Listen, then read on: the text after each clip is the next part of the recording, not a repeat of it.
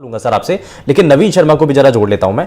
नवीन जी, एक चीज बताइए कि ये जो अवैध रूप से काम चलता है, इसके पीछे असल वजह क्या है? क्यों ये बेखौफ बेरोक टोक ये इसी तरीके से दिन दहाड़े खुलेआम चलता रहता है? और खास करके रात के समय, तो कई बार तो दिन के समय में भी और कई बार रात के समय में तो ये इनकी संख्या बढ़ जाती है। देखिए, आपने बहुत अच्छा सवाल किया वैसे, और मैं इसकी गहराई में 2 मिनट का समय लेना चाहूंगा आज, क्योंकि आपने बड़ा एसेंशियल ये आज टॉपिक उठाया है जो राजस्थान के लिए आज नासूक बन चुका है। सवाल जहां तक इसके चलने का है, आपको मैं बता दूं कि 16 नवंबर 2017 को माननीय सर्वोच्च न्यायालय के माननीय न्यायाधीश लोकुर साहब के द्वारा राजस्थान बजरी खनन बंद किया गया। उसके बाद में राजस्थान में ये दिन प्रतिदिन इसका परवान चढ़ता है। बड़ा एक, जिसको कह सकते हैं, बड़ा एक खेत का विषय है कि उस समय भारतीय जनता पार्टी की सरकार थी और गहलोत साहब कांग्रेस सरकार इसमें विपक्ष में थी। बड़े जोर शोर से इन्होंने इस चीज का विरोध किया, बहुत कुछ इन्होंने आरोप प्रत्यारोप किए तथा उस समय की जो भाजपा सरकार थी उससे। और उसके बाद में जैसे ही कांग्रेस सरकार आई, हमने बहुत कुछ इसके बारे में उठाया। गहलोत साहब से भी मिले, सचिन पायलट साहब से भी मैंने सवाल पूछा था। सरकार आने से पहले एक दफा कॉन्फ्रेंस थी अपने इसके अंदर, मैरियट होटल के अंदर, तो मैंने उनसे पूछा था आप क्या करोगे? तो हम तुरंत बंद कर देंगे, ये कर देंगे। तो ये सरकारों के आश्वासन ये तो चलते आ रहे हैं बहुत समय से। मैं पिछले 10 साल से देखता आ रहा हूँ लगातार इस केस को, सुप्रीम कोर्ट में मैं इसको लीड कर रहा हूँ। सुप्रीम कोर्ट इस केस को मैं ही लड़ रहा हूँ पर्सन। और 21 में जब ये राजस्थान सरकार माननीय सर्वोच्च न्यायालय ने राजस्थान में बजरी वापस से चालू की, उसके बाद भी ये बदस्तूरी चालू है। अभी ये नई भाजपा सरकार बनी, हमने बहुत सी इससे उम्मीद लगाई थी कि डबल इंजन सरकार शायद कुछ चेंज हो, शायद कुछ बदलाव आए, लेकिन वही डांग के तीन पात जैसे पहले चल रहा था वैसे बदस्तूर आज चल रहा है। और आज बड़ा एक खेद का विषय है कि अभी सीबीआई का इन्होंने नाम लिया, माननीय उच्च न्यायालय द्वारा सीबीआई को जांच दी गई है, लेकिन सीबीआई के पिछले गड़े हुए मुर्दों को उखाड़ रही है। अभी वर्तमान में सीबीआई भीलवाड़ा में भी जांच कर रही है। आपको बताऊंगा, आपको ताज्जुब होगा, सीबीआई के नाकों तले, नाकों नीचे, मतलब वहां पे खुलेआम लीजे 30 जून को खत्म हो चुकी है। वहां पे खुलेआम बजरी माफियाओं ने मशीनें उतार रखी है और खुलेआम वहां पे अवैध खनन हो रहा है, लेकिन किसी को नजर नहीं आ रहा।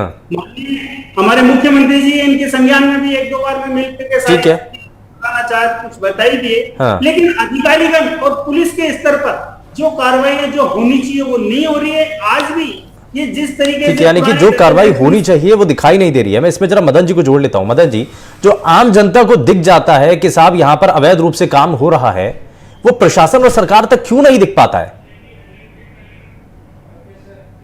और वो दिख रहा है, जब भी मैंने आपको गिनवाया है कि इतने जो है वाहन जब्त हो गए अवैध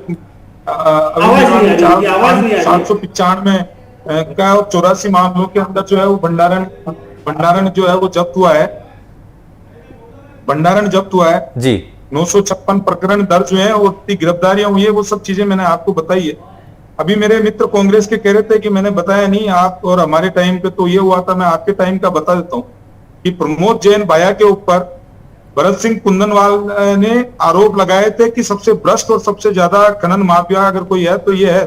शायद कांग्रेस के प्रवक्ता को पता नहीं, अगर वो कोटा जाते 12 जाते तो वहां पे बैनर लगवाए थे कांग्रेस के नेताओं ने कि आयो रे आयो, भाइयो आयो, बाता खागो, ईट खागो, बजरी खागो, लोडा खो। ये प्रमोद जैन भाया के लिए ही बोला गया था। और जो प्रियंका गांधी जी को संत विजयदास जी महाराज खनन के खिलाफ जाके बोल के आते, बात तो यही है।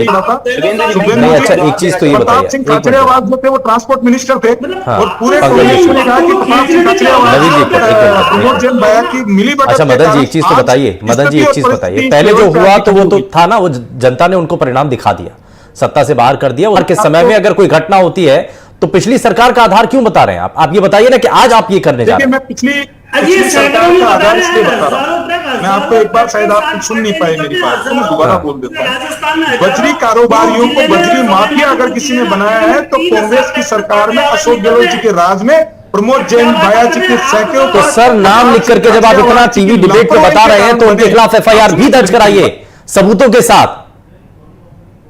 बिल्कुल, इस पर सिर्फ राजनीति नहीं होनी चाहिए। राजस्थान में माननीय भजनलाल जी की सरकार जो है वो माफिया राज के लिए 0 टॉलरेंस रखती है। और जो जो अपराधी हैं जिन्होंने पहले भी अपराध किया वो भी सलाखों के पीछे जाएंगे और नए अपराधी भी सलाखों के पीछे जाएंगे। आज जिस तरीके से बजरी माफिया बौखलाया हुआ है उसका कारण यह है कि माननीय भजनलाल जी की सरकार उन पे कार्रवाई कर रही है और उस कार्रवाई के कारण बौखलाए हुए हैं। और उस बौखलाहट के अंदर ही जो टोंक के कांस्टेबल है उनकी जो निर्मम हत्या की गई है, मैं उसकी निंदा करता हूं। और मैं फिर एक बार आपको कहता हूं कि इस तरीके के अपराधी जो है वो सलाखों के पीछे जाएंगे, बक्सा किसी को नहीं जाएगा। ठीक है, बक्सा किसी को नहीं जाएगा। पंकज जी कुछ कहना चाह रहे हैं, पंकज जी को जरा जोड़ लेता हूं। पंकज जी कह रहे हैं कि बक्सा नहीं जाएगा और वो पिछली सरकार में। मदन जी आता हूं। हाँ मदन जी बताइए, जल्दी से बताइए। इतना कह रहा हूं, मैं तो ये आरोप नहीं लगा रहा हूं, इतनी सी बात का जवाब दे दे कि भरत सिंह कुंदनवाला को अपने सर के बाल क्यों मुंडवाने पड़े थे और किस व्यक्ति के लिए मुंडवाने पड़े थे, किसके। मैं तो सर ये कह रहा हूं कि अगर इतना पुख्ता होकर के कह रहे हैं पिछली सरकार के मंत्री के ऊपर, इतने बड़े व्यक्ति के ऊपर आरोप लगा रहे हैं, तो ठोस सबूत के साथ आप एफआईआर दर्ज कराइए ना, पुलिस में जाइए आप। इसमें सिर्फ राजनीति नहीं होनी चाहिए। नवीन जी को जोड़ रहा हूं इसमें। नवीन जी बताइए क्या कह रहे हैं। मैं उसका जवाब दे रहा हूँ। जो भरत सिंह, मैं तो इनको याद दिला रहा हूँ। ठीक है मदन जी, याददाश्त थोड़ी कमजोर हो गई इसलिए। हाँ ठीक है, दूसरी चीज इन्होंने ठीक है मदन जी, ठीक है। नवीन जी को जोड़ रहा हूं। नवीन जी बताइए। पिछली सरकार ने जैसे आरोप सर मैं जवाब पूरा करूँ क्या अपना सेंटेंस? उसी लाइन को आप चलते रहो तो चलते रहो। आज राजस्थान की जनता ये देख रही है कि मैं पूरा करूँ अपना आपने क्या सेंटेंस? चेंज किया है। आज जैसे मदन जी आपने पूरा किया है, आपने पूरा किया, अपनी बात पूरी कर ली। जैसे हमारे बीच में भजनलाल जी, दूसरा ये मणिपुर से सर एक मिनट पहले सुन तो लीजिए। मदन जी सुन लीजिए। ये जो पुराने पुलिस को अधिकार दे दिया, उसको भेज दिया, वो कर दिया, लूटने की एजेंसियां खोल दी आपने। हमने सरकार को कई बार सबमिशन दिए कि आप एक हाई पावर कमेटी बनाइए, उसमें सबको ज्वाइंट कीजिए, हमें कीजिए। हम 10 साल 15 साल से मैं इलीगल पे सुप्रीम कोर्ट, हाई कोर्ट सब जगह लड़ रहा हूँ। हमें साथ क्यों नहीं बैठाते हो आप?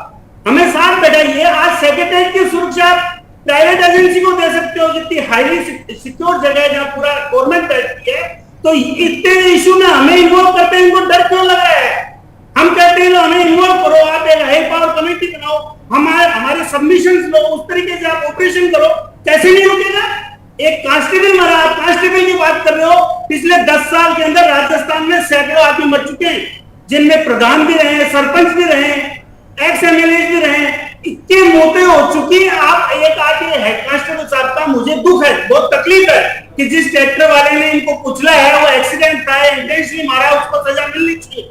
लेकिन मैं कहता हूँ राजस्थान के लिए एक पॉलिसी तो लेके आओ। वही पुलिस को हमने बोल दिया पीसीआर रात को पैसे ले लेके छोड़ रही है, वही निकलवाते हैं। आज मैं पूरे पुलिस विभाग को नहीं कहता हूँ, लेकिन इसमें पुलिस विभाग में इतना करप्शन बढ़ चुका है। इस जिम्मेदारी को लेके वो अपनी मूलभूत जो उनकी जरूरतें हैं, जो पब्लिक की जरूरतें हैं, उनको भूल चुके हैं। लॉ एंड ऑर्डर के ऊपर कोई ध्यान नहीं है। रात को पूरी रात पीसीआर ले लो या पुलिस के, और ये किसी से छुपी नहीं है। नवीन जी बिल्कुल ठीक है सर। और ये आप जिस बातों का जिक्र कर रहे हैं किसी से छुपा नहीं है कि रात के अंधेरे में एक कैसा काला खेल चलता है। मैं इसमें अनिल कुमार जी को भी जरा जोड़ लेता हूं सर। एक मिनट जरा नवीन जी, एक मिनट। हाँ अनिल कुमार जी, एक चीज बताइए कि जिस बारे में जिक्र हो रहा था कि सिस्टम के अंदर बहुत सारी ऐसी कमियां हैं जिनका फायदा उठा करके जो बजरी माफिया हैं वो इसी तरीके से काला खेल करते हैं।